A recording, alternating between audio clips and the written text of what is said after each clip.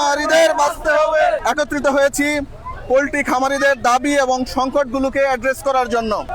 আপনারা জানেন পোল্ট্রি উৎপাদনের 70 থেকে 80 ভাগই খরচ হয় খাদ্যে, এবং সম্প্রতি প্রতি বস্তা খাদ্যের দাম 100 থেকে 112 টাকা বেড়ে গিয়েছে।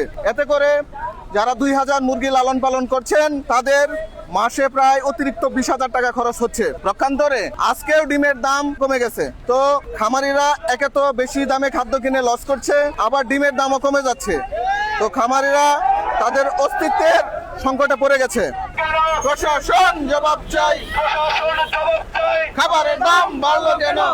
মানতে হবে আমাদের দাবি মানতে হবে মানতে হবে। খাবারের দাম বাড়লো কেন? প্রশাসন জবাব চাই, খাবারের দাম বাড়লো কেন?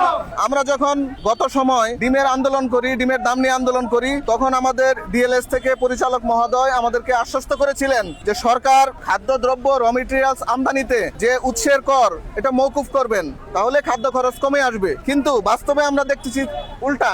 এখন আমাদের দাবি হলো সরকার র মেটেরিয়াল আমদানিতে, বিশেষ করে খাদ্য তৈরির 70 থেকে 80 ভাগ খরচ হয় সয়াবিন এবং ভুট্টায়। এই সয়াবিন এবং ভুট্টা আমদানিতে সরকার যদি যাবতীয় ট্যাক্স, বিশেষ করে অগ্রিম আয়কর, উৎসের আয়কর, টার্নওভার ট্যাক্স এগুলো প্রত্যাহার করে দেয়, তাহলে এমনিতে খাদ্য খরচটা কমে আসতেছে। আমাদের দাবি মানতে হবে মানতে হবে আমাদের দাবি মানতে হবে মানতে হবে। খাবারের দাম বাড়লো কেন? প্রশাসন জবাব চাই, মানতে হবে মানতে হবে নারীদের সিন্ডিকেট মানতে হবে মানতে হবে সিপির সিন্ডিকেট মানতে হবে মানতে হবে সিপির সিন্ডিকেট মানতে হবে মানতে হবে। তো দুঃখের বিষয় হলো এখনো ভুট্টা আমদানিতে 5% অগ্রিম আয়কর নেওয়া হয়। এখন যে 3টা আয়কর, অগ্রিম আয়কর, উৎসের কর কর্তন এবং টার্নওভার ট্যাক্স, এগুলোকে কম্পাইল করে একটা আয়কর নেক অথবা আয়কর প্রত্যাহার করুক, তাহলে খরচটা কমে আসবে। আমরা প্রত্যেকবারই বৈষম্যের শিকার হচ্ছি। এখানে কৃষি এবং প্রাণী সম্পদ এটাকে আলাদাভাবে দেখা হচ্ছে, কিন্তু কৃষি এবং প্রাণী সম্পদ আলাদা কিছু না। কৃষি বলতে আমরা বুঝি ফসল, পশু পাখি, মাছ বন চাষের মাটির জৈবিক ব্যবহার এবং ব্যবস্থাপনাকে কৃষি বলে। তো কৃষির উপর যে ধরনের সুযোগ সুবিধা আছে, আমাদের পোল্ট্রি রেয়ারিং এর ক্ষেত্রে সেই সুযোগ সুবিধা খামারিরা পাচ্ছে না। যেমন সরকারিভাবে বাজেটের ভর্তুকি দেওয়া হয় সারের উপর, টিএসপি, এমপি, ইউরিয়া সারের উপর, কিন্তু আমাদের কাঁচামাল যেমন ভুট্টা, সয়াবিনের উপর কোনো ভর্তুকি তো দেওয়া হচ্ছেই না, বরং আরো কর নেওয়া হচ্ছে।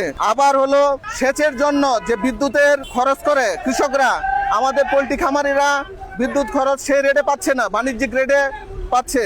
খামারিদের বাঁচতে হবে, ন্যায্য বাজার করতে হবে, খামারিদের বাঁচতে হবে, খামারিদের বাঁচতে হবে, ন্যায্য বাজার করতে হবে। বিভিন্ন ধরনের ফিড মিলে দেখা যাচ্ছে যে বিএসটি এর মতো বিভিন্ন সংগঠন গিয়ে তাদেরকে যে ধরনের হয়রানি করছে, কিন্তু কৃষিতে অটো রাইস মিলে গিয়ে বিএসটিআই এই ধরনের হয়রানি করে না। তো যে বৈষম্যগুলো শিকার হচ্ছি আমরা, সরকার মানবিকভাবে এই বৈষম্যগুলো দূর করবেন এবং এই সেক্টরে যাবতীয় ট্যাক্স মওকুফ করে দিয়ে খাদ্যের দাম যাতে কম হয়, খামারিরা যাতে পোল্ট্রি উৎপাদন করে, ডিম উৎপাদন করে লাভবান হতে পারে, এই প্রত্যাশাই আমি করি। ধন্যবাদ। আসসালামু আলাইকুম। আমাদের দাবি মানতে হবে মানতে হবে আমাদের দাবি মানতে হবে মানতে হবে সিন্ডিকেট মানতে হবে মানতে হবে।